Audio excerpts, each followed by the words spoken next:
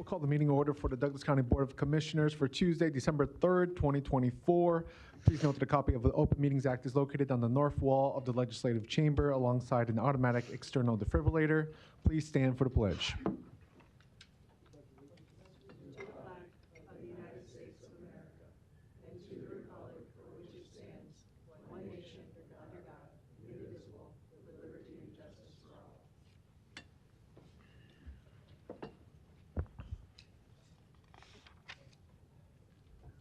We'll start with the Douglas County Board of Equalization. Roll call, please. Commissioner Borgeson? Commissioner Boyle? Commissioner Kavanaugh is absent. Commissioner Friend? Commissioner Morgan? Commissioner Rogers? Mr. Chair. Here. First item of business are items A and B. A being the approval of the minutes of the Board of Equalization meeting held Tuesday, November 19th, 2024, and B being a call for a meeting and set Tuesday, December 10th, 2024 as date for a hearing on certified assessment corrections reflecting the addition of omitted property to the tax rolls or increased value on property. Do I have a motion and a second? Motion by Morgan, second by Rogers. Please vote.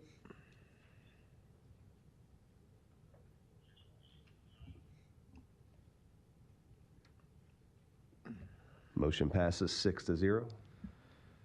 Thank you. We'll jump into our resolutions. I know that item C will have some speakers, so we'll take that one on its own and maybe the rest in block. But we'll start with item C individually.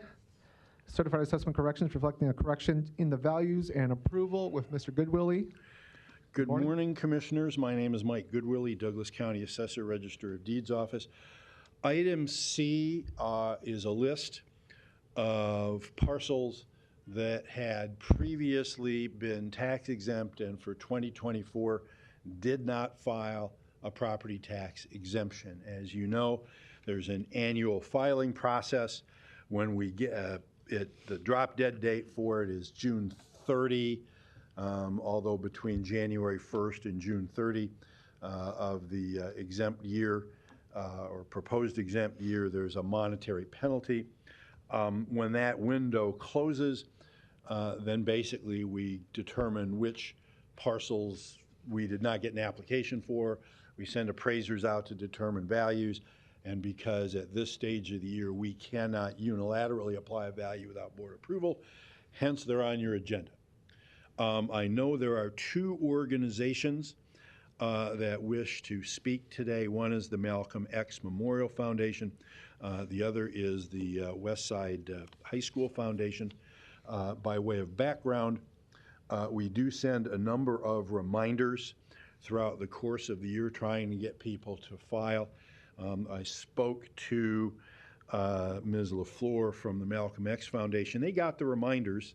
I think they just had an administrative glitch dropping the ball in filing. I think Michael Coyle is here for the Westside Foundation. We sent their reminders to an address they had used several years earlier. So to be fair, they probably didn't get them. It probably does, I mean, it doesn't take them off the hook for filing on time, but it's a little more understandable. My suggestion to the board, if the board wishes to give these folks some relief, is that at this juncture without an application filed, you really can't grant the exemption. The best you can do right now is to reduce the value in some fashion. I don't think it would be unreasonable to do that, although you probably shouldn't reduce it below what the penalty might have been had they actually filed. You shouldn't make out better by not filing at all than if you file late. So anyway, I think probably the organizations would like to speak, and I don't know who wants to come down here first. But that's kind of the backstory to why we're here. Thank you, Mr. Goodwillie. We'll take Ms. LaFleur first.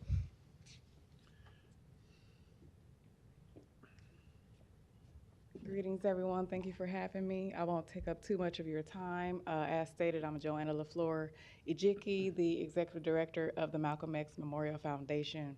And we have, as Mr. McGully said, we have been exempt for a number of years, and we've had a few years of transition of administrative direction. We've been a working board for over 50 years, and so we're just in this transition phase. And I would greatly appreciate the consideration of a reduced tax penalty this year round, but also I will do my due diligence to file on time for next cycle. So thank you again for your time, and if there are any questions, you all will know how to reach us. Thank you so much. Thank you.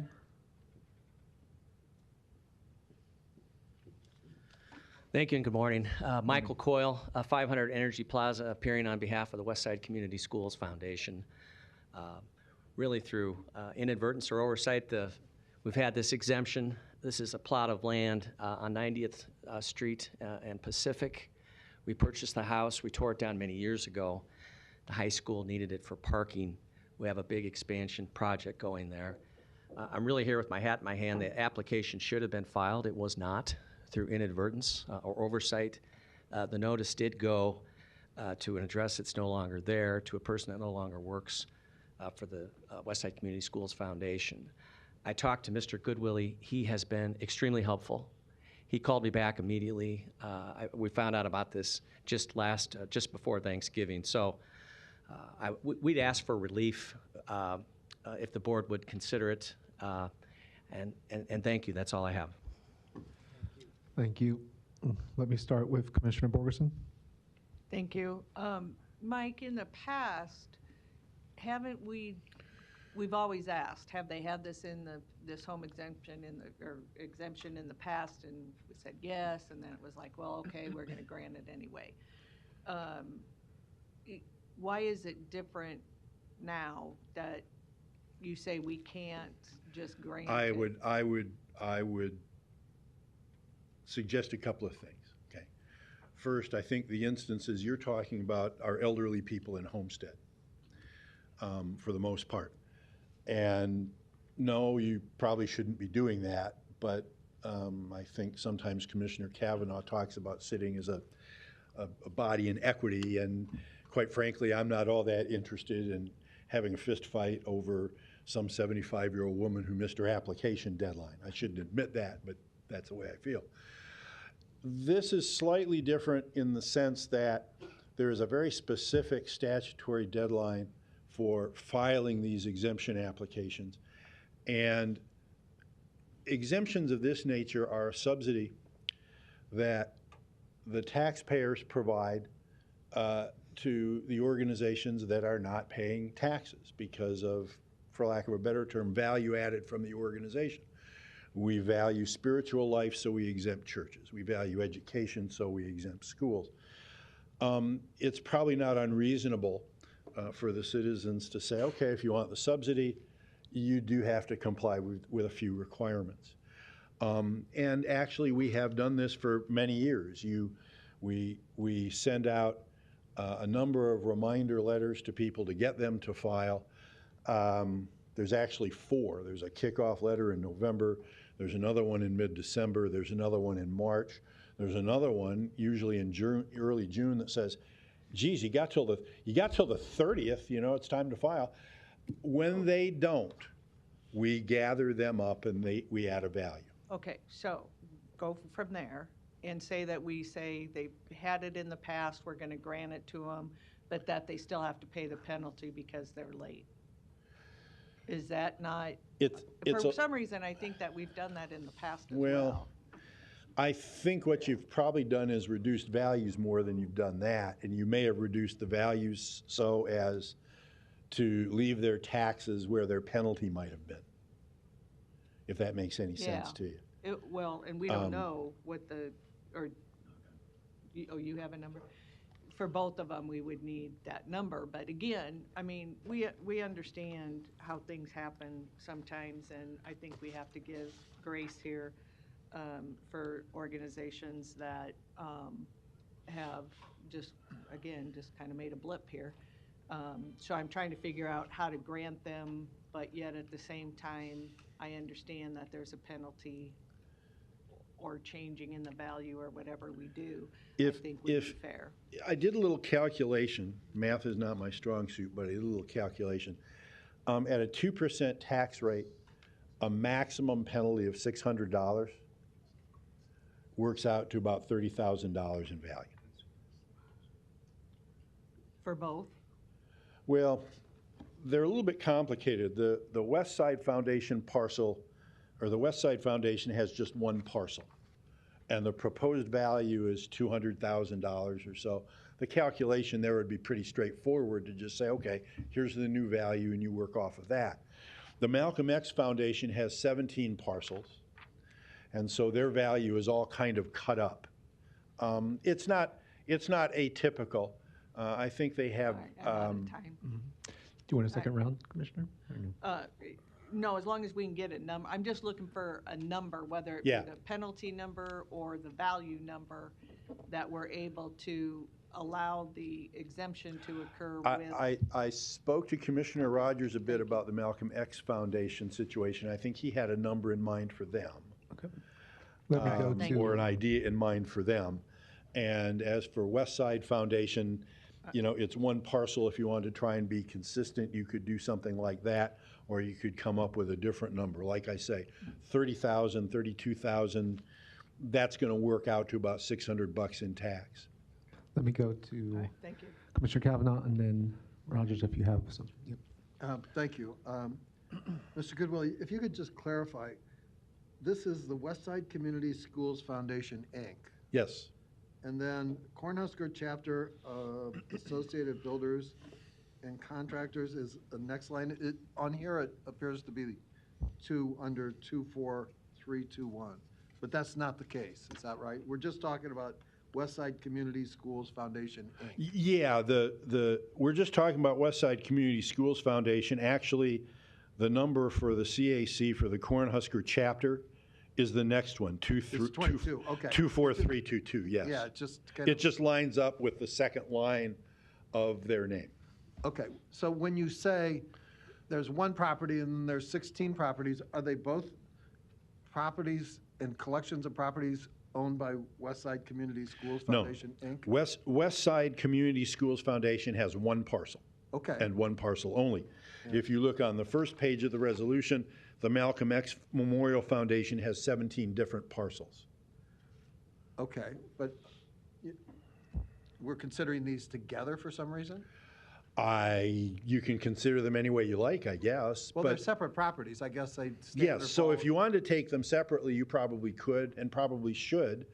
But the only reason we're talking about them both at the same time is because these are organizations that had reached out earlier and said they would like to speak. to Sure, and I appreciate that. And, you know, we want to give everybody their fair hearing here. I don't know what the sense of the board is to consider them separately or together. It seems to me they are two entirely different sets of property, right? Should we do them separately? I think separate. and Okay, it well, shouldn't take that I came long. in and it was talked about them together, but it seems to me that for the Westside Community Schools Foundation, that we've, in the past, kind of done, as you pointed out, the equitable thing. If you have a reasonable explanation for an oversight or some other good faith kind of exemption to the penalty. And I don't know that we should make a different distinction for individual homeowners and not-for-profit school foundations. A property should be held to the same standard, I think. The representative of Westside Foundation met with you, Mr. Goodwillie? We spoke yesterday on the phone. Okay. And you had a conversation as to how did we get here? Sure. And what's your read? I guess my read is that for whatever reason, the organization dropped the ball in terms of filing. It was kind of interesting. In several previous years, Mr. Coyle was actually the signatory on the application, and they filed using our online portal. Last year's application came in on paper with a different signatory. So what that says to me is, you know, perhaps administratively there was some kind of a mix-up as to who does what. But as far as you can see, a good faith mix-up. Look, They have a record of filing on time. yes, they have been timely filers in previous years.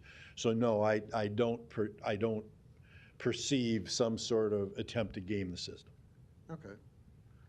Well, for the West Side Community Schools Foundation, it seems to me that they would fall into that, okay, you get one bite of not getting your homework in on time. That's time. We'll go to Commissioner Rogers. So, thank you, Mr. Chair. If I can, for the purpose of what I'm going to do, I'd like to make a motion to move item C. Thank you. So with that, I'd like to amend, and I suggested doing it separately because I don't know what number they're going to come up for West Side. So I'd like to make an amendment to that motion for numbers 24,285 through 24,301. And I'd like to make a motion to reduce that value down to 1,700. And in the discussion with Mr. Goodwillie, how we got here is that the overall number for those parcels of land, the overall value is somewhere around $260,000. The 2% on there would have put it at a number of around 18, and we talked about 1/3 of that, and that got us to about the 1,700. Well, And so Commissioner, do you mean that they pay 1,700, or They pay you want the 1,700. value to be 1,700? they put the value 1,700, so that's what they pay. Reduce the value down to the 17. Oh, to the okay, 1/3. but here's what's gonna happen, is whatever value you set today, they're gonna get a bill that applies the, 2 point whatever it is tax rate to it. So the value and the tax isn't gonna be the same.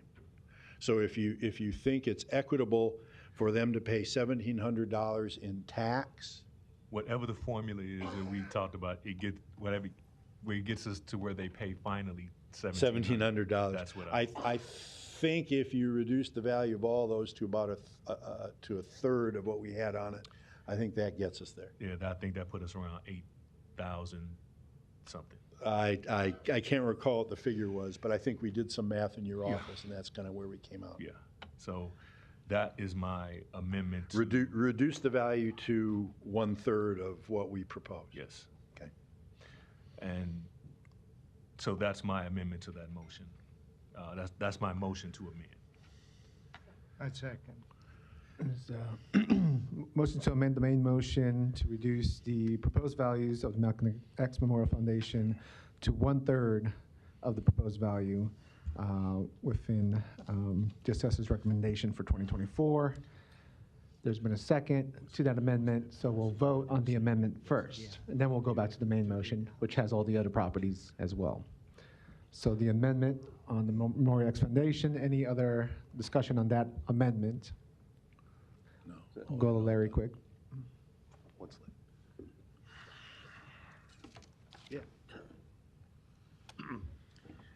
Larry Storr, 5015 Lafayette Avenue, Omaha 68132. I'd like to ask you to vote against some of these. This particular venue is for the citizens to be able to petition their government for transparency, but also fiscal responsibility. And as I look through the agenda there for this morning on this particular topic, there are two particular items there that I'd like you to discuss a little more about from the perspective of reducing spending. And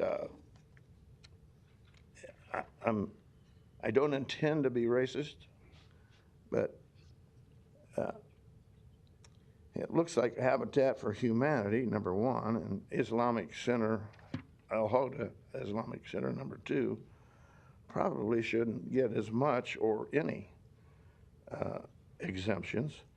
So although he says that these need full values or values for 24, you should consider it very carefully before you make your amendments. So Larry, Because we the people, you're once you welcome make an amendment, to we talk cannot about speak. the other properties, but the amendment right Habitat now for Humanity. is about the Memorial X, All right, thank you. Malcolm X Memorial Foundation. So we'll go back to the amendments. On the Malcolm X Memorial Foundation, any comments specifically on the amendment? Mr. Chair. Commissioner Kavanaugh? Just for clarification, the purpose for the request for the adjustment that is represented in the amendment is specifically what? I mean, I want to have it on the record so that we have a specific standard here.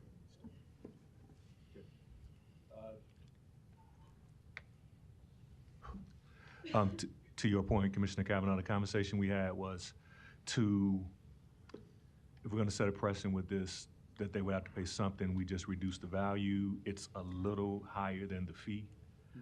It's a little higher than the penalty fee, so it's some reduction, some fairness, and some penalty. And so I felt comfortable with the precedent that was set if it comes in the future. So that's how we got to the formula of what is the tax, and then you reduced it by 2/3 to make it 1/3 the value. Okay, but as to why they didn't file on time, I mean, they filed. Oh, in the well, past. because Miss Ijiki admitted it was on them. So so some of it's their fault, and a little bit of it built in is like some type of penalty to some degree. Sure, but they have a record of filing on time. Yes. This was just a one-off kind of Yeah. thing. Okay. And the point made that we talked about is it's different than, it being late because of, it's not a homestead exemption that was late and you would have did. It was just a whole different deal that, at least from my mindset, it's going to be drawn on again, and I just wanted to make sure the precedent was fair and something that people paid something, but it was a little value. Okay. We'll go to Mr. Clerk. Thanks, Dan Esch, Douglas County Clerk. So Commissioner Rogers and Mr. Goodwillie, just using the largest property as an example, which is 3448 Evans Street, the recommended value at the moment, or from the assessor's office, was $150,300. Basically, you're saying it would be $50,100, and I'm asking because we have to send the we have to send the notices out to the owner, so that basically we're not going to all be taking. My understanding, what Commissioner Rogers is proposing is that for each of the values, for each of those 17 parcels, they be reduced by 2/3. Okay, great, thank you. Any other questions on the amendments? If not, we will vote. And I'm sorry, could I get a repeat on who made the motion and second on the amendment? Rogers and then Morgan. And Mr. Chair, if I can for the record. So to the clerk, this is what I got. My understanding was the value was somewhere, for the total value of the lots was $256,000. That to 2% is $5,120. That divided by a third puts it at $1,706. So that's how I got $1,700. Well, I don't know if I did my math wrong, but I actually had it totaled up between the 17 at $290,100. Okay. I guess I thought I had it 259, Well, but that doesn't mean I've got the math right. so you added 290. Well, it's possible I made a mistake too, but I did a little spreadsheet on on this one, and so I came to 290,100 was what I came on the. Okay. So you say two, okay. Let me redo, 290. I'll just say 290 even.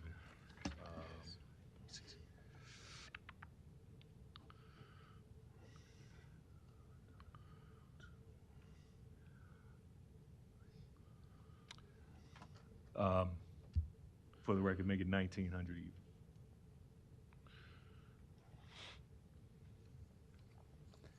You got that, Mr. Clerk?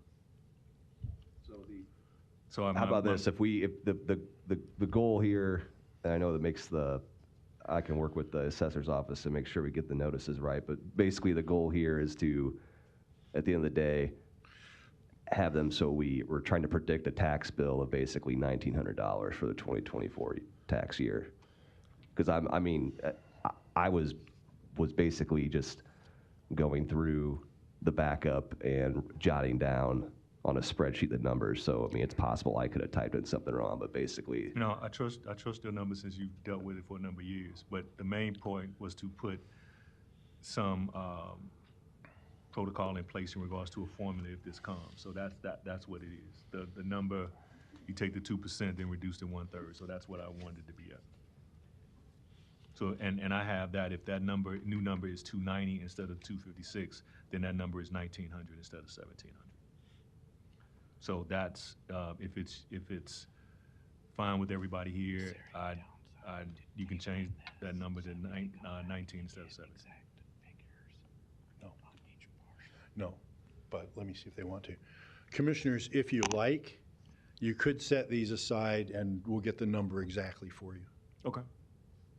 That's Just pull these and bring them back and we'll give That's you, fine. we'll give you more accurate numbers. That's fine. All right, so board rescinds for now, and we'll bring it back? Yes. So we have an accurate number? Okay. Do we want to lay these items over then? Yes. Just the specific CACs The of the Malcolm X ones, for sure.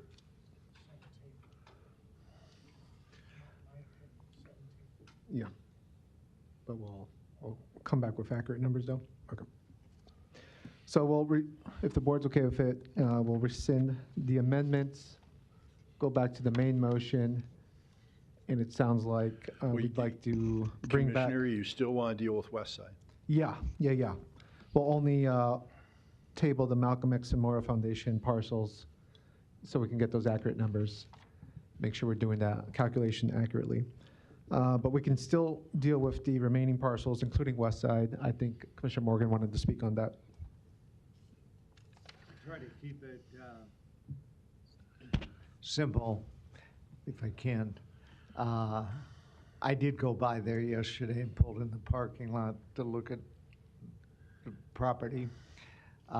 My thought is it was mailed to an address, as Mr. Goodwillie said, that doesn't exist any longer, and my thought would be to take this down to $30,000 as far as a value on that slope of property and do that. So that would be my motion to do at this point. And Mr. Goodwillie, if you want to correct anything I said, that's what I'd like to see happen. No, I mean, the address is still valid, there just isn't a house there anymore. It was an address they had used on applications in the past, but it's been a minute, and I don't know why our records didn't catch up.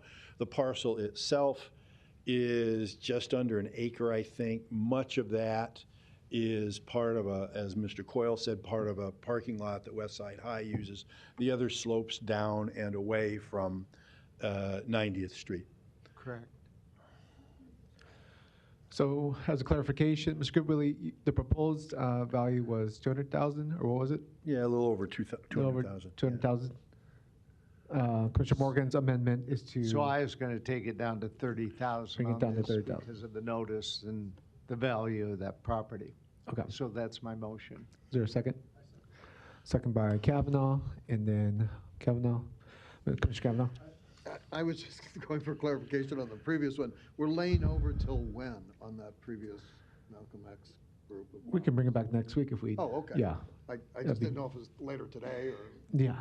down the road. Next week for Malcolm X, yep. Okay. There's a second to the amendment on the West Side property. Any questions or comments on the West Side property? If not, let's vote on the amendment on West Side.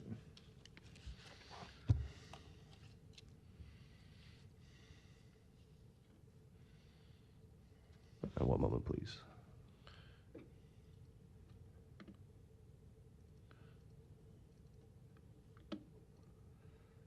Okay, thank you.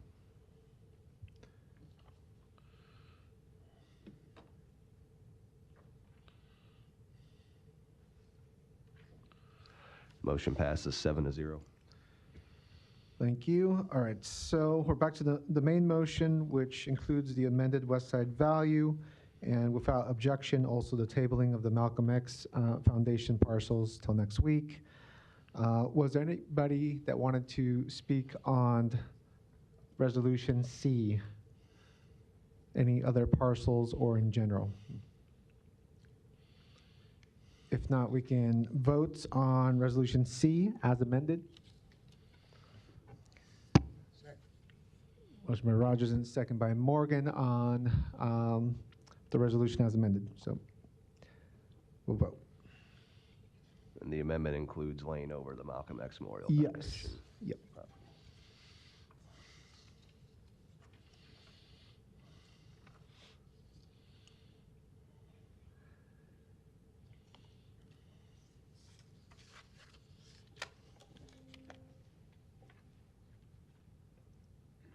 Thanks, Mr. Goodwill.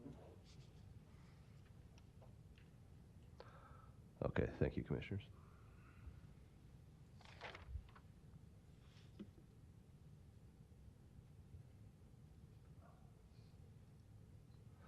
Motion passes 7-0.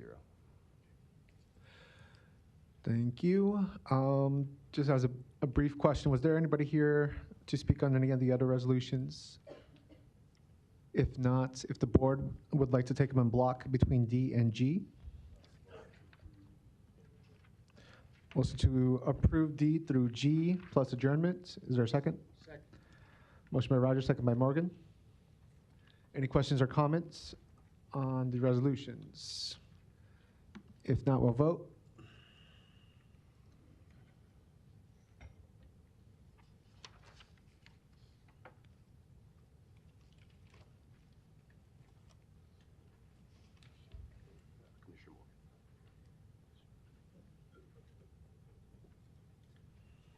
Motion passes 7-0. We will jump into our Douglas County Board of Commissioners meeting. Roll call. Commissioner Borgeson? Commissioner Boyle? Commissioner Kavanaugh? Commissioner Friend? Commissioner Morgan? Commissioner Rogers? Mr. Chair. Here. First item of business are items 1A and B. A being the approval of the minutes of the Board of Commissioners meeting held Tuesday, November 19th, 2024, and B being the approval of claims submitted for payment process through Tuesday, December 3rd, 2024. Do I have a motion, a second? Motion by Rogers, second by Friend. Please vote.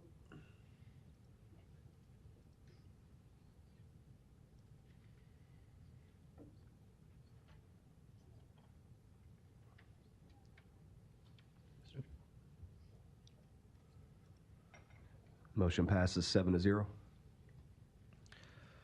Thank you. Next, we have our consent agenda. Is there any request to take any specific items separately?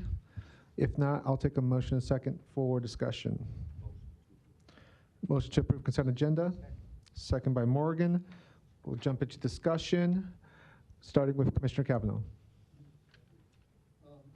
On item F, resolution amending Board Resolution 2023-0033 and Board Resolution 2024-0280 relating to American Rescue Plan Act of 2021, ARPA, incentive pay supplements for eligible Douglas County Health Center employees. And we visited this before, and this is a result of the pandemic where we used some American Recovery Plan Act monies to compensate basically frontline essential employees and others who were, because of their work, exposed probably more than usual to COVID and the perils of the pandemic, which is a good thing.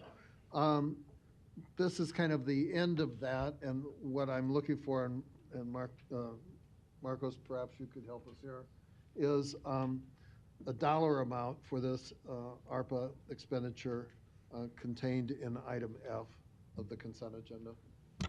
Sure. Marcos C. Martin, Douglas County Administration. Commissioner, this item is actually just a clerical correction item. This has no value attached to the item itself. This is just a clerical correction item that's a text change to those prior resolutions that was added at the direction of the county attorney. So that individual item, yeah. I'm just looking, again, because it's a good thing, and the public should know what we're doing with their ARPA monies. Do you have an idea of the dollar amount on this item? Commissioner, there's, we issued two, issued two incentive pay supplements in between 2023, 2024, and then there's actually currently one active right now, and I don't have the three totals in my mind to give you, but okay. This item doesn't change or modify any amounts of those that have already been approved by the board. This is just a clerical correction. out of the county attorney. I would have to go back and add up those That's fine. individual I- tranches of, I I'm don't- sorry, Commissioner. I don't expect you to have it off Okay. the top of your head. but Okay. Going forward, we'll revisit this. Okay. ARPA comes up all the time. If you could, just so Sure. the public would know what we did in terms of helping people who really stepped up during the pandemic in, Sure. hazardous positions on behalf of Douglas County. And If it's the will of the board, if you give me 5 minutes, I can come up with those three numbers. Seriously, I don't want to delay the hearing any more than Okay. we do today. But in a future hearing, I'll come back to you and ask that question. if you Okay, have it. sure, no problem. Thank you. Yep. Thank you. Any other comments or questions on consent agenda? Larry?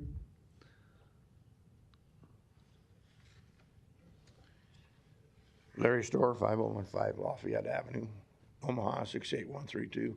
Thank you, Mr. Kavanaugh. As this is the only chance that a citizen gets to talk about it.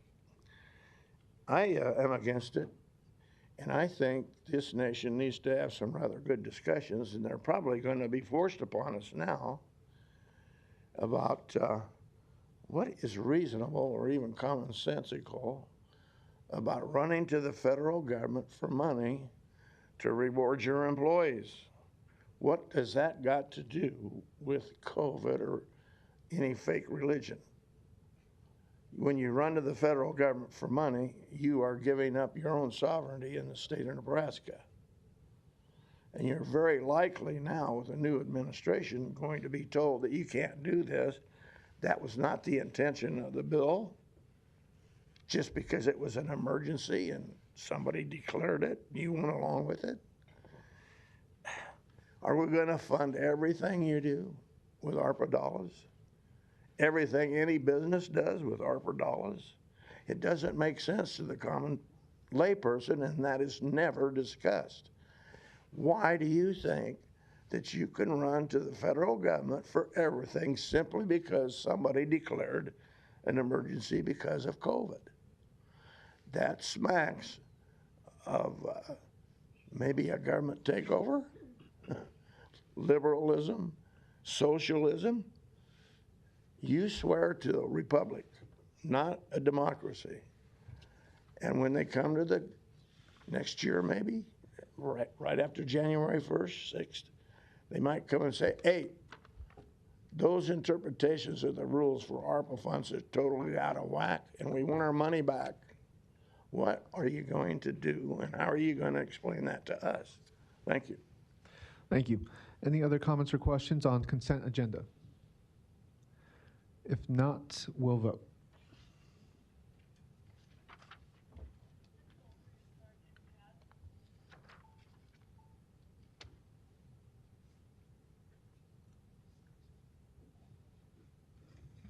Motion passes 7-0.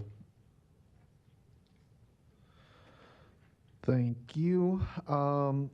Before we jump into recognitions and presentations, I had a request to go to a few items under finance, just because we have a couple of commissioners and colleagues that have to leave a little bit early today, and we want to make sure we're able to address those items before they leave. So with that being said, I'm going to jump to Finance Committee, item A, 5, 6, and 7, which are all ARPA discretionary items.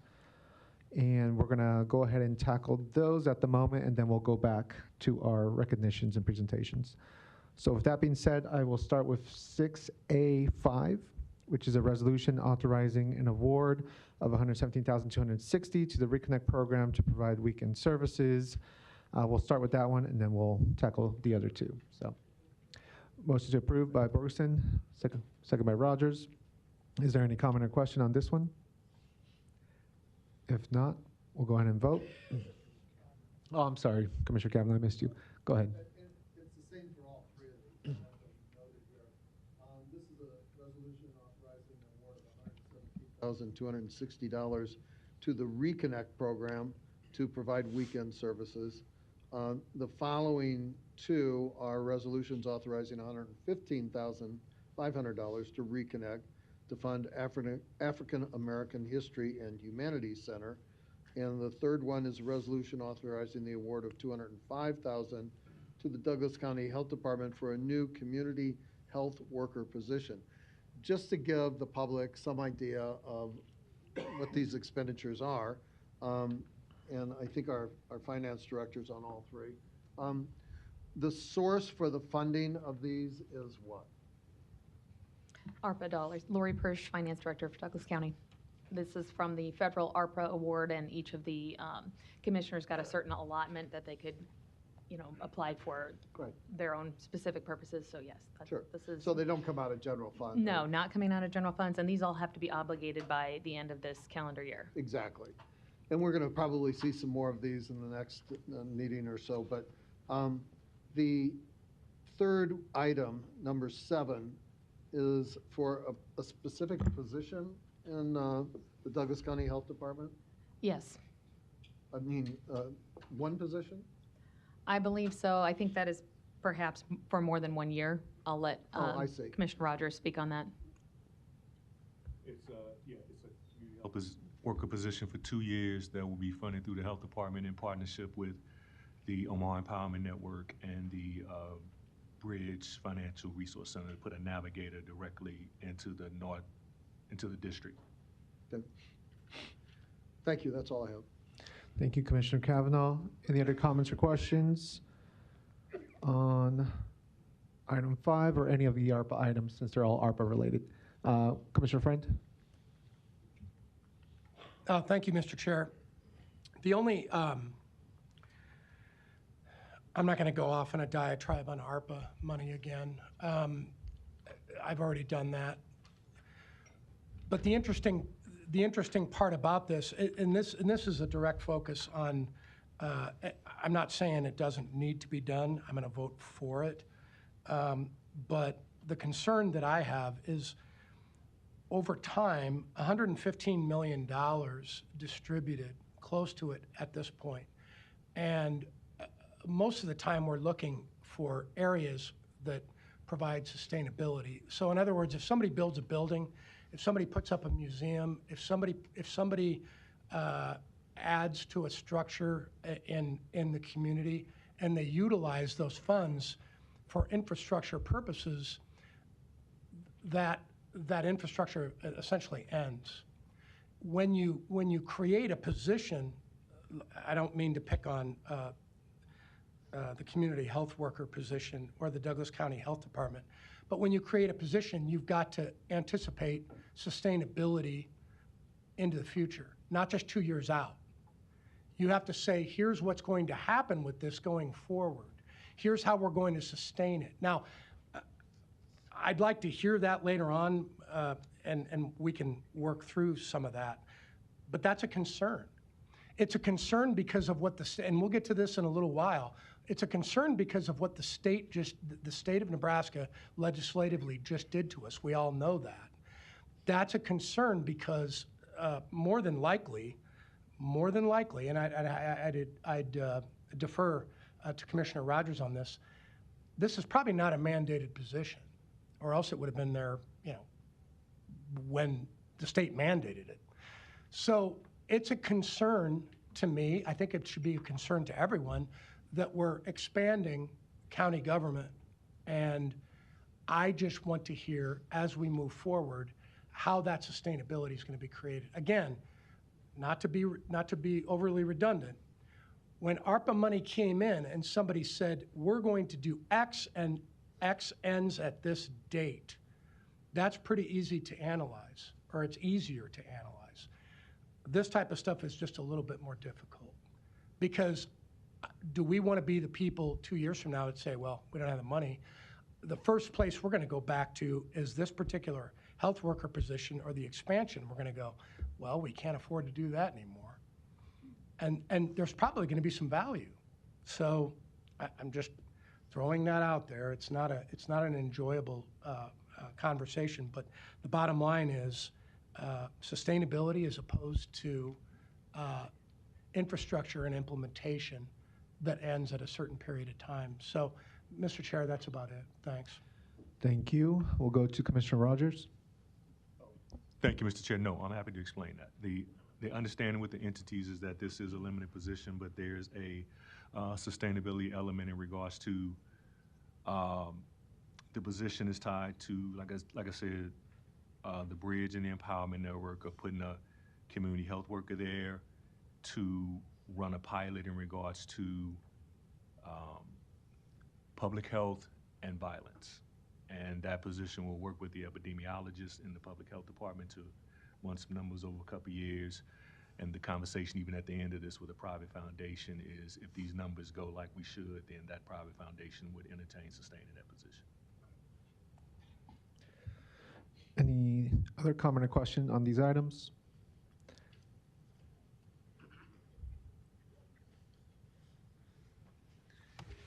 Larry Storr, 5015 Lafayette Avenue, Omaha 68132. Sitting and listening to this, it's obvious to me that a lot of these things are drafted at subcommittee meetings during the week, like in the morning when most citizens can't be there to hear it. Obviously, most of you have not read it before it comes to this body for a vote. Mr. Rogers can explain it to you or whatever. But that's where things need to be improved for next year. Put citizen comments back on the agenda, which is an Americanism issue, a freedom of speech issue. So that citizens can come down here and petition for it because they can't get off work other times. And there's not enough room for a lot of citizens in these subcommittee rooms across the street or whatever. This is just, why not use these dollars to put these African-American history centers and all this that we already have around town in the public libraries to make those more of a success? How many libraries do we have? We have quite a few. It'd be a good way to spread the word around Omaha, wouldn't it? Instead of this proposal, reconnecting people on the weekends. Well, that's because maybe they can't go to the libraries and get information. I think that's not true. I think they can. They certainly could, if you want to, put that money into the public libraries, each one around town, and make use of the facilities you already have, instead of throwing money at another 501c3. Thank you. Thank you. So if the board desires, we could take these three in block, 5, 6, and 7, once we get to that point. Go ahead. My name is LaVon Stennis Williams, 1941 South 42nd Street. I am the founding director of Reconnect, Inc. The requests that I have made have more than just a value than what has just been explained to you. The first proposal is to open up our day reporting to weekends. What we realize is that just because the day reporting closes at 5 on Fridays does not mean that the need does not continue.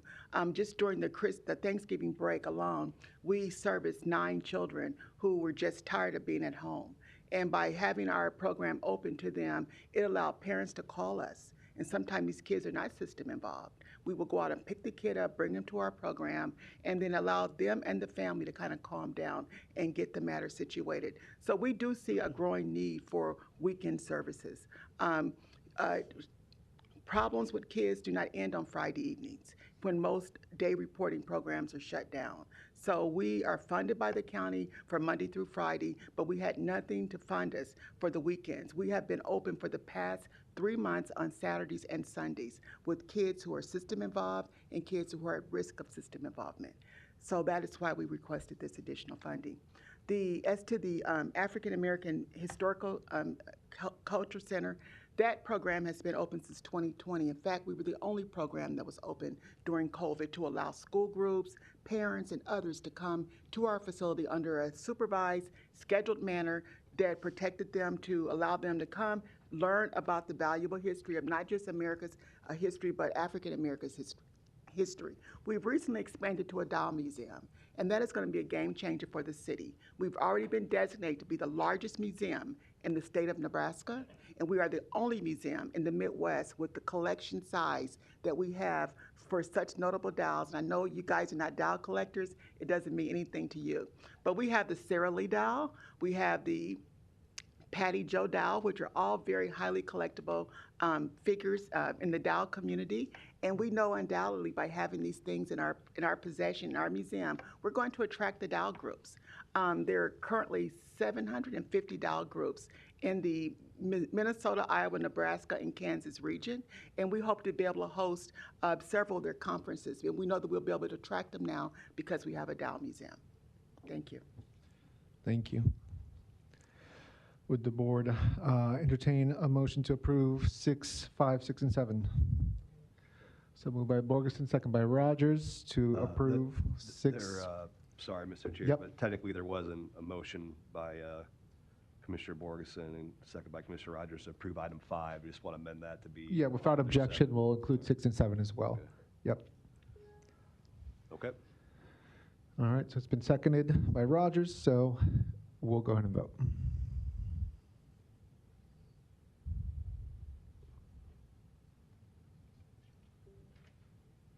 Motion passes 7-0. Thank you. We will now jump back to section 3, recognitions and proclamations. We have one item, item A, recognition of the following county employee and their retirement for Marlene Boycourt, who worked for the Douglas County Assessor Register of Deeds Office for 28 years. We recognize her and her service to the citizens for 28 years of service. So we thank you, and we will entertain a motion to approve. Moved by Borgeson, second by Friend. Please vote.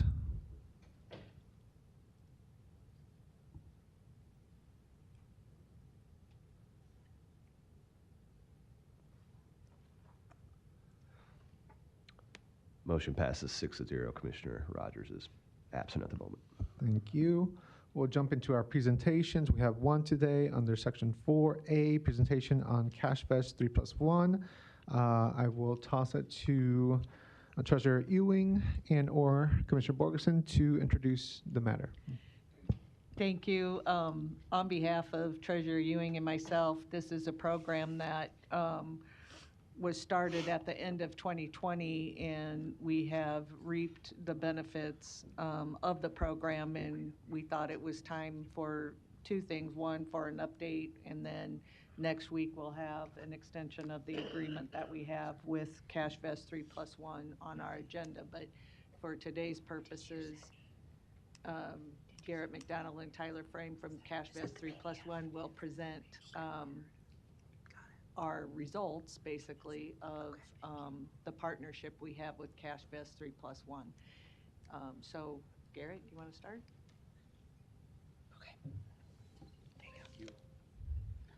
Thank you so much, Commissioner Borgeson and Chair, for the board, and thank you to Treasurer Ewing and his great team.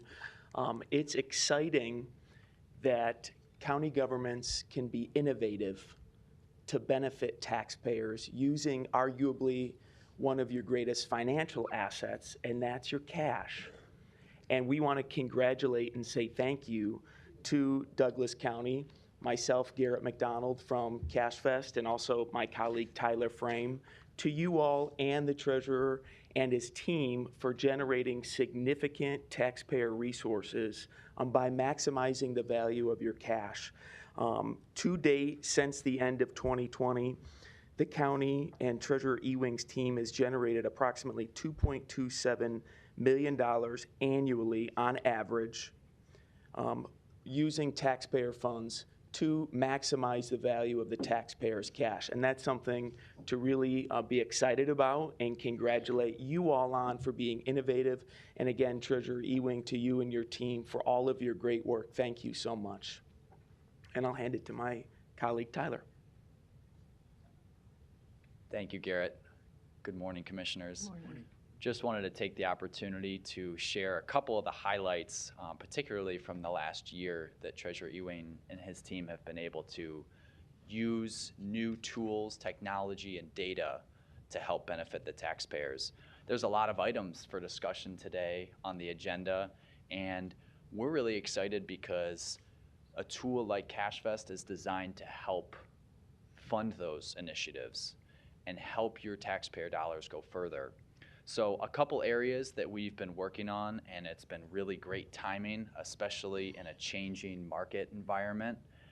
Treasurer Ewing and his team were proactive this year, and we were able to leverage data, which CashVest provides, to provide confidence, working as an extension of his team, to help put more taxpayer dollars to work in fixed income, helping you offset potential decreases in your interest revenue line by guaranteeing revenue into the future using products that are allowable in your investment policy. So we don't actually take any cash and invest it on behalf of Douglas County.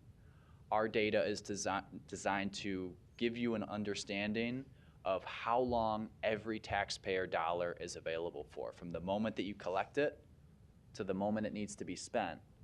How long can we safely put that cash to work and ensure that we are doing everything we can to offset shifts in the marketplace? So, for example, this year, about $35 million of new money was put to work in fixed income.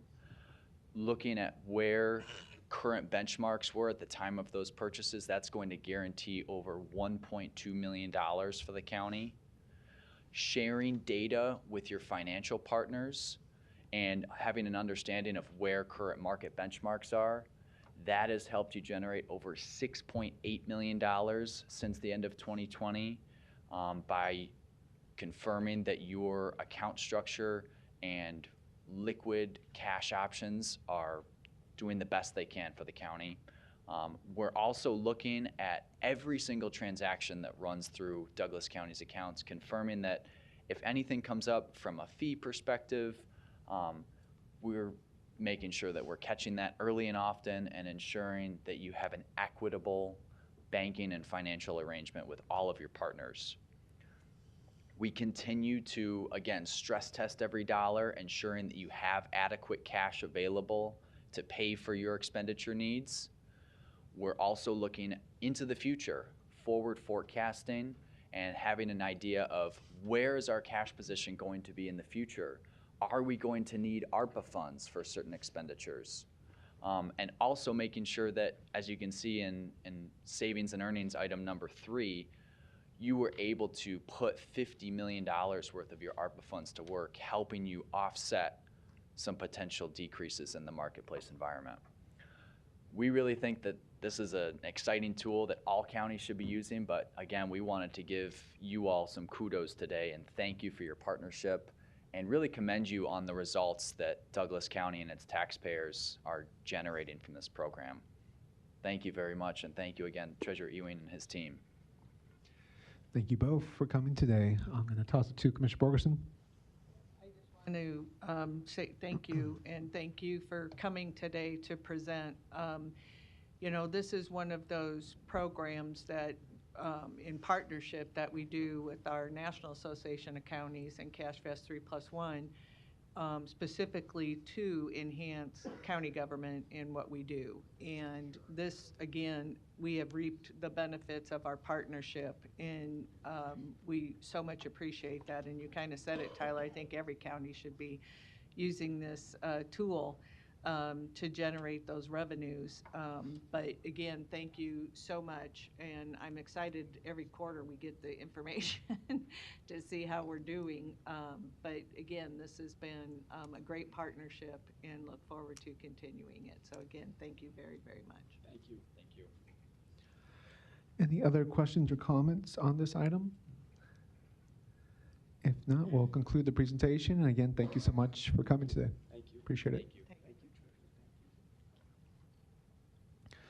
With that, we're going to go into section 5, our public hearings. We have 5 today, starting with item number A, letter A. An application was received on behalf of Joan Carlantz for replat of a parcel located in the Two Rivers Farmstead subdivision at the address and parcel number listed on the final agenda here under item A. With that, a little bit of information. Good morning, Commissioners. Laura Dietrich, Oh, Planning and Zoning Sorry, Coordinator. and I'll open the public hearing first, and then go ahead. Good morning, Commissioners. Laura Dietrich, Planning and Zoning Coordinators. Two Rivers Replat 6 is a replat of a parcel within an existing subdivision. This will create 2 additional building lots and a conservation outlot. There will be a subdivision agreement that will be signed by the applicant and the county, stating that the owner of Lot 1 will be responsible for maintaining the conservation outlot. There will not be any building that will take place on the outlot. We would expect that if there are any dead or diseased trees on this outlot, that they would remove them as well as plant new trees. Planning Commission recommended approval at their November 6th Planning Commission meeting. Happy to answer any questions you might have. Thank you. Any questions or comments during this public hearing? If not, I will go ahead and close the public hearing. Action can be taken today. What is the will of the board? Motion to approve by Borgeson, second by Friend. Please vote.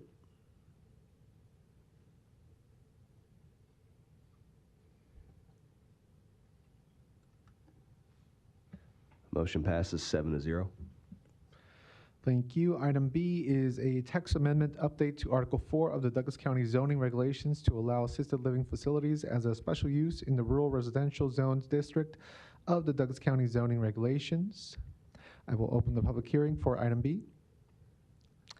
Laura Dietrich, Planning and Zoning Coordinator. So currently, the assisted living is not a special use in rural residential zone districts. It is, however, a use type under the healthcare facility, which is a special use in rural residential districts. This will just create consistency and eliminate confusion for an applicant. Planning Commission heard this at their November 6th meeting and recommended approval. I'm happy to answer any questions you have. Very good. Any questions or comments on item B? If not, I will close the public hearing. Action can be taken today. What is the will of the board? Motion to approve by Borgeson, second by Friend. Please vote.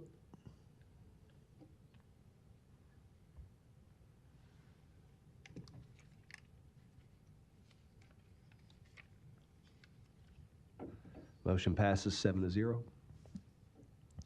Thank you. Item C is the approval of an update to notification distances for all planning and zoning public hearing processes.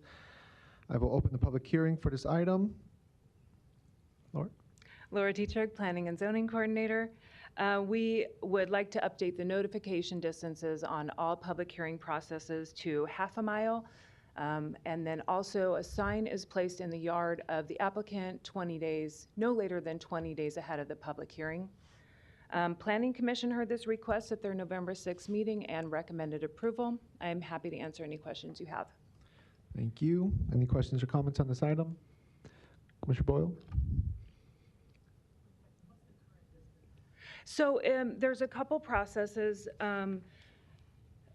Aside from a rezone and a special use permit, those are both 1/4 of a mile, and the rest of the processes are a mile.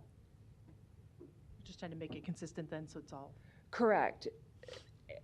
That, and we were sending out a lot of notifications, and no one was coming. Okay, great, thanks. Thank you. Any other questions or comments on item C? If not, I will close the public hearing. What is the will of the board? Motion to approve by Borgeson, second by Morgan. Please vote.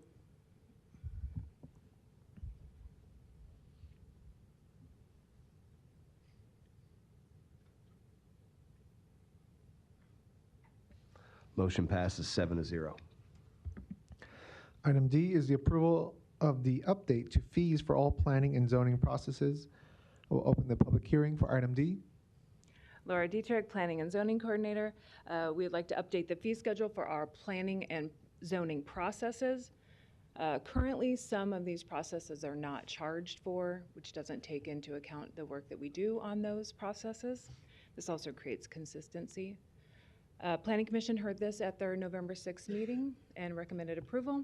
I'm happy to answer any questions you have. Any questions or comments? If not, I will close the public hearing. Where's the will of the board? Motion to approve by Borgeson, second by Rogers. Please vote.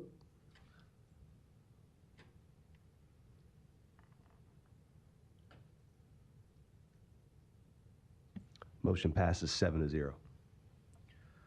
All right, final public hearing item, item E, approval of the update to the Douglas County subdivision regulations. I will open the public hearing, and for the last time today, Laura. For the last time, guys. Laura Dietrich, Planning and Zoning Coordinator. Over the last year, staff and I have worked very closely with Julie Ogden, JEO, and the Engineer's Office to update and reorganize our subdivision regulations. I won't read them all to you, but I'll offer you a few highlights. We created a new section for acronyms that are used throughout the document. We also updated definitions. We created an appendix for signature blocks that are used on plats.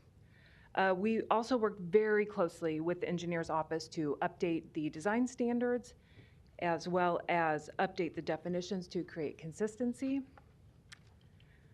Planning Commission heard this over several meetings over this last year, and they recommended approval at their November 6th Planning Commission meeting. I'm happy to answer any questions you have. Again. Is there any questions or comments on item E? If not, I shall close the public hearing. What is the will of the board? Motion to approve by Borgeson, second by Rogers. Please vote.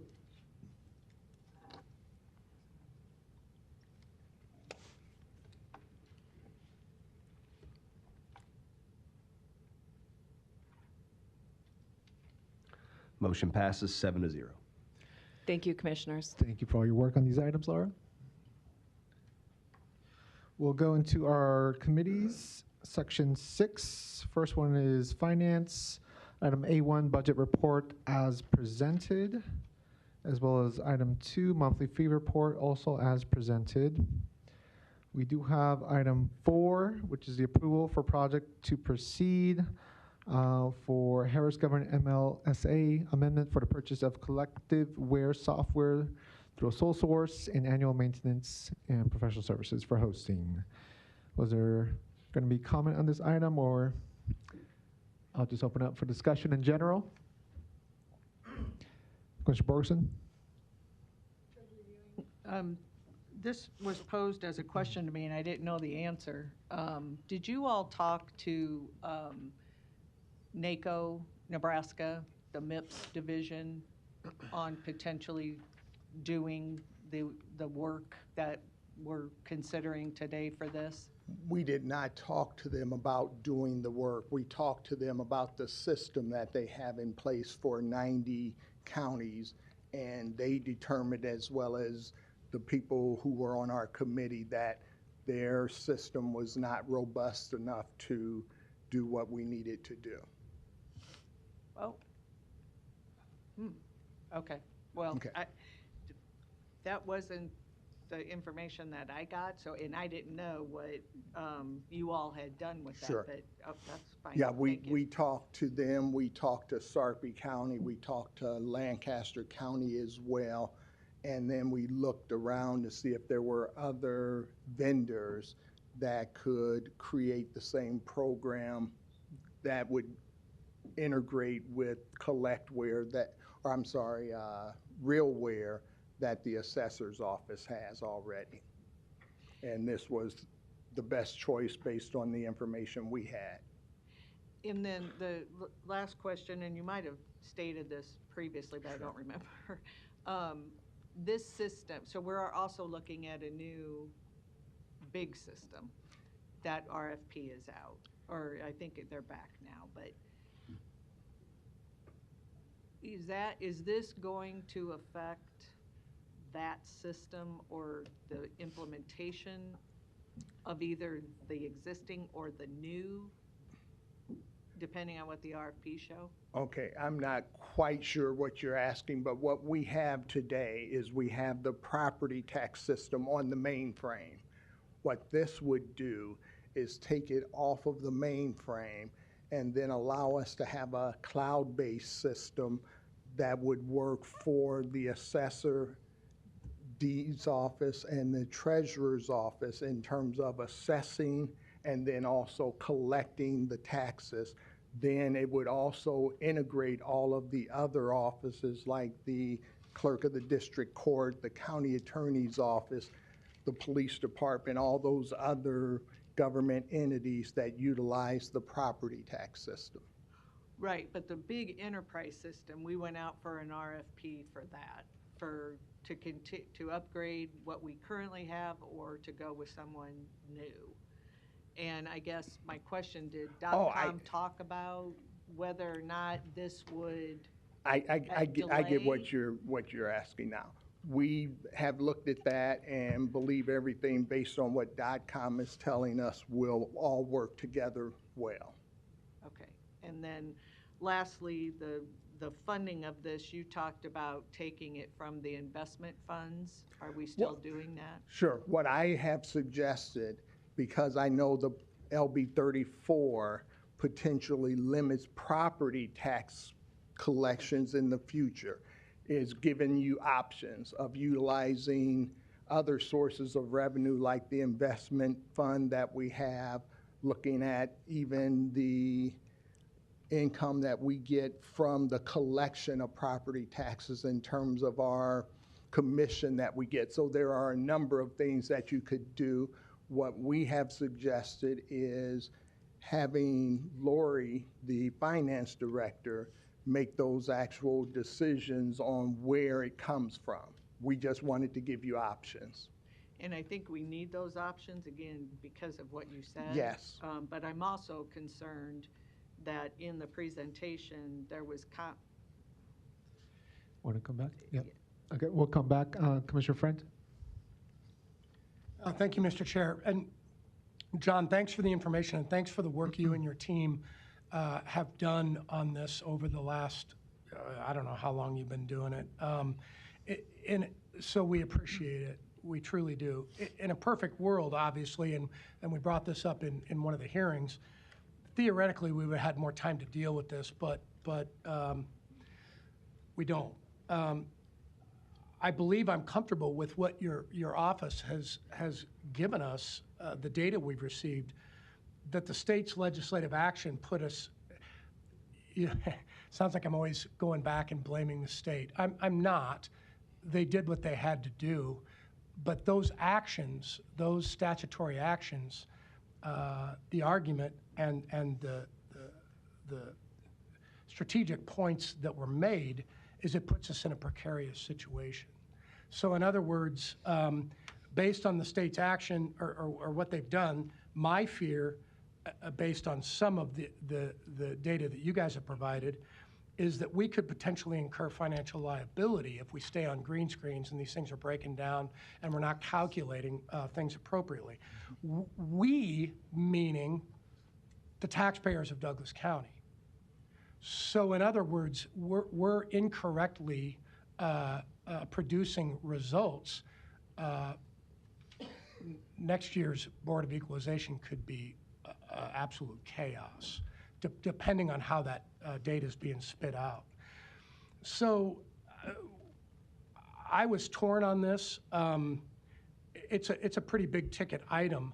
And to Commissioner Borgeson's point, I want to make sure it doesn't kick the ERP analysis down the road.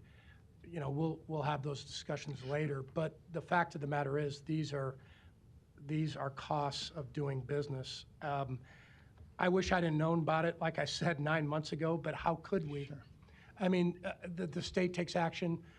We have mandated services we have to provide, and then we have to calculate appropriately. So I hate to frame it this way. I'll end right here. I trust the decision-making you guys were involved in, and I also trust that you keep the taxpayers in mind.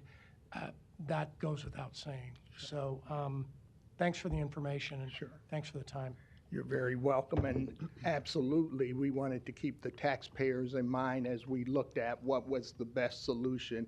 If we don't get this done and we don't get the taxes collected, it would be chaos in Douglas County for all of the taxing entities that provide services to the citizens of Douglas County.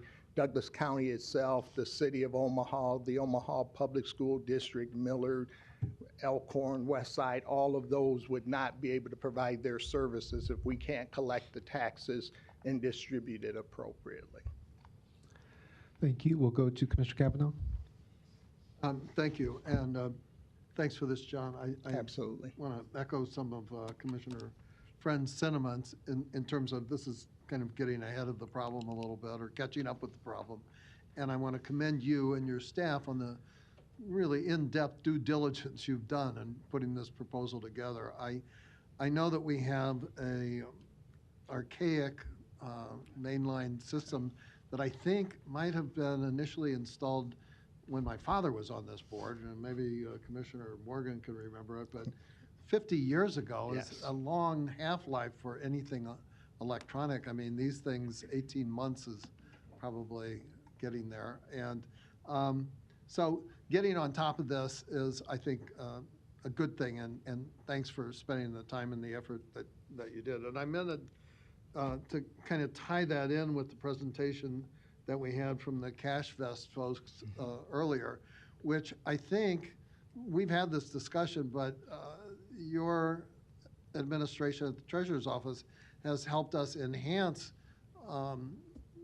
sources of revenue. Absolutely. Like they were talking about, and like the tax collection process that we're talking about here, in terms of serious dollar amounts. I don't recall exactly, but I think the last time we talked about this, there was something like $20 million or something. Altogether, the Treasurer's Office from September to September collected $90 million in additional revenue, a little bit over 90 million. That's a big number when you're talking about our budget of about $500 million. You can do the math, and that's found money. But for your and your staff's heads-up administration, money be laying on the table someplace. So thank you for doing that. I was going to ask, you collaborated with the Douglas County Assessor Register of Deeds on this project, and I don't see Mr. Pfeffer here, but they're generally in support of what you're proposing here today. Is that correct? Yes, his chief deputy was a part of this project from the very beginning. He's been involved in our discussions when we initially started as well and offered his support for this effort. And I just happen to be the spokesperson. I appreciate that. And I believe he was here earlier. Yes, Ron Murtaugh was here earlier. Right, right. So this is kind of, a united effort between the Treasurer's Office and the Clerk, Register of Deeds Assessor's Office. And I think it has significant merit. I mean, if you get 50 years life out of anything electronic today, I just shake my head because it doesn't occur, even refrigerators or whatever. And so thank you for this, and thanks for the in-depth analysis of our alternatives. And we rely on your sage advice relative to what's the best and most cost-effective way to go forward for the taxpayers. Sure. Thanks. Thank you very much. And we also worked very closely with DOTComm and then Diane Wallace, the county coordinator for the technology efforts. Great collaborative effort. Thank you very much. We'll go to Commissioner Boyle. Yeah, thanks again for putting this together. I think the key to remember just objectively is that the system that's in place right now is an obsolete system or soon to be obsolete. And bottom line is if it crashes, the county is going to be in a hot mess. So there's been a lot of integration, I know, to work with the assessor to get a system that coordinates nicely with it. And at the end of the day, on the board here, we have to think about how we have to spend money sometimes to save money, and this is one of those examples. So if you just step back and look at it from a budget standpoint, this is that whole, stitch in time saves 9. So I think that this is a necessity to get off the mainframe and go to a cloud-based system, just with the advantages that offers as far as the scale of how things will be changing down the road. So I know it's not it doesn't feel good as commissioners to have such a big expense to approve, but at the same time, I think if it's not approved down the road, we'll have bigger expenses to try to figure out how to patchwork a system that is not going to work down the road. Thank you very much. Thanks for all the hard work you've done to put it together. This will be the first time in the 18 years that I've been the treasurer that the assessor deeds office and the treasurer's office will actually be on the same software.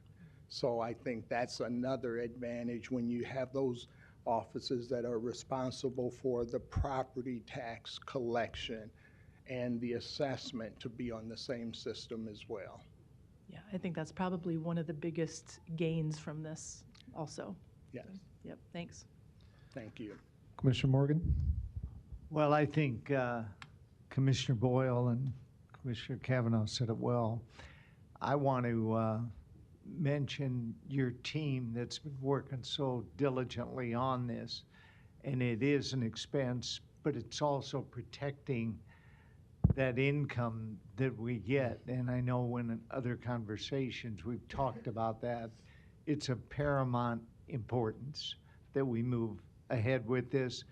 And I also want to credit John with setting money aside over the last few years, substantial money to assist with this.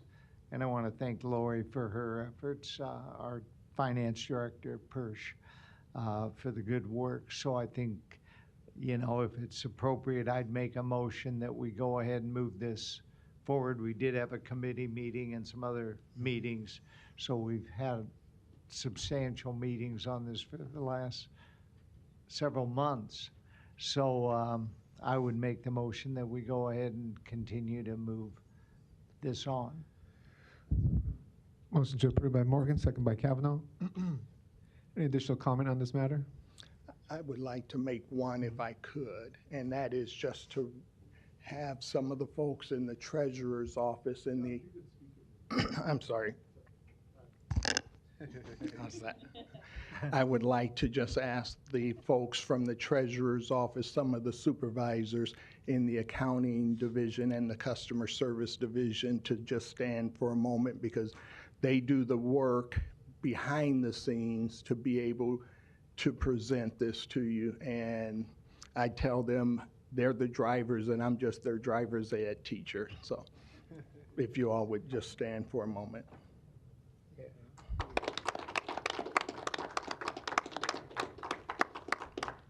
So thank you very much. Thank you. Larry, did you have something? Thank you, sir. Excuse me. Gets a little tiring sitting there. Larry Storer, 5015 Lafayette Avenue, Omaha 68132. We've been here since 1963. Appreciate your work, sir. Talking about mainframes and 50 years ago, my goodness. It was about that time that I was getting into the programming business. Started out with some training on a teletype thing to create a tape to create certain batches of punch cards, and then program the punch cards. And you use the punch cards with hanging chads and all that stuff to put specific instructions into a mainframe computer as to how to do something, such as accounting. Now, fast forward, with all the discussions about election fraud and not being connected to an internet, you're going to have a lot of surprising things come out this next year. But the question is, what in the hell is a cloud? And how many clouds are there up there? Is that where it is? Has anybody told you where it is, John? And do you not think that somebody can punch through that cloud with an airplane or whatever and steal your information and even your money? Before you release your system to the cloud, you better find out what and who can stop it if that does happen. Duh. So maybe you shouldn't do it. Just critical thinking, maybe, or stupidity. But we hear about hacking all the time. And there's been people on the main news that have said, hey, if you don't think systems can be hacked, or if you say they cannot be hacked, you're a liar. Because they can't. It's just the right person or the right cloud that can do it. So think about it before you do it. Thank you. Thank you. Any other comments or questions on this matter? If not, there's a motion, a second on the table for approval, and we'll go ahead and vote.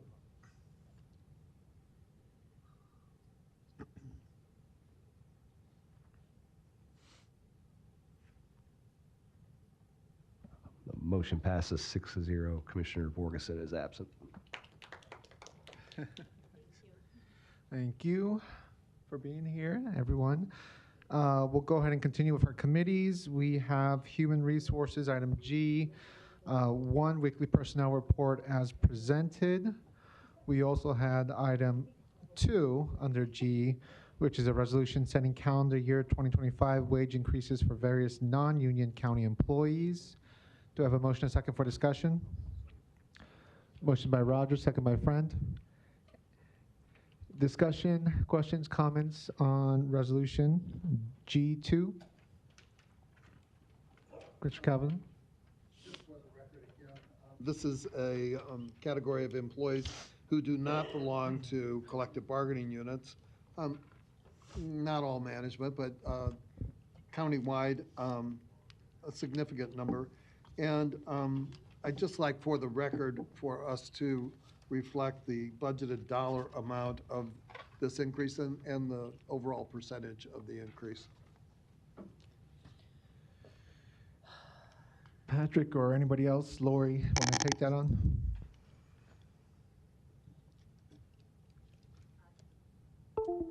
Sorry. Lori Persh, County Finance Director. Let me pull that up really quick. I don't have that, but I can grab it. Sorry, I don't have it off the top of my head. Yeah, no worries. I have the percent, but I don't have What is the percent? It was 3.8 was the recommended I'm sorry? percentage. 3.8 was the recommended percentage Okay. from, and that was from our HR director. Right, right. And Patrick, maybe you know this, the number of employees in this group, do you have an idea?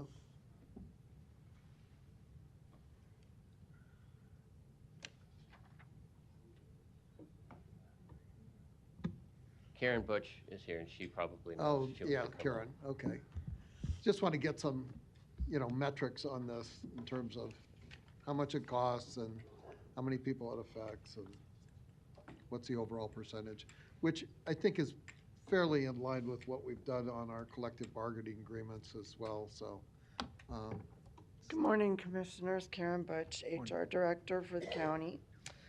Commissioner Kavanaugh, I think your question was approximately how many people does this involve? It's approximately. Sorry, Karen, could you speak into the mic a little bit? I have Oh, yeah, sorry. hearing.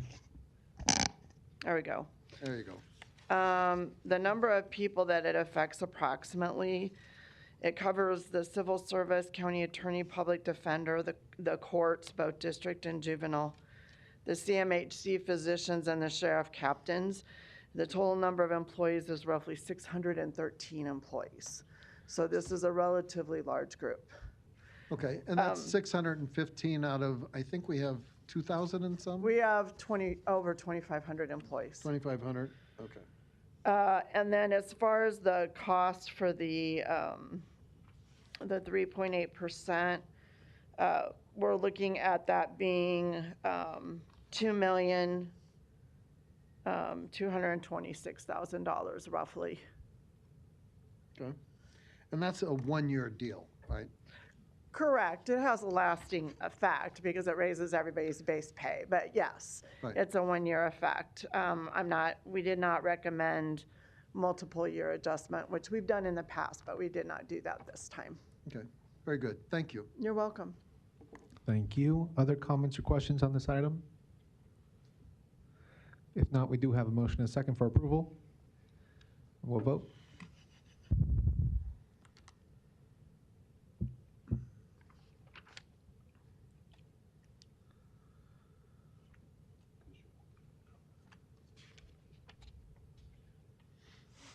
Motion passes 6-0. Thank you, Commissioners.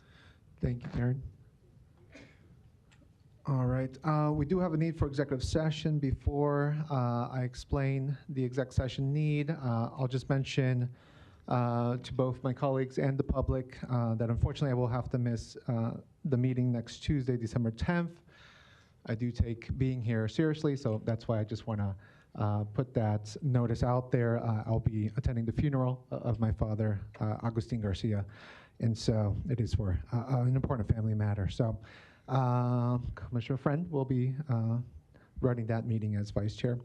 And so with that being said, the executive session need today is for litigation, contract negotiation, and legal advice. Do I have motion second? Second. Motion by Rogers, second by Morgan to go into executive session, and we'll vote.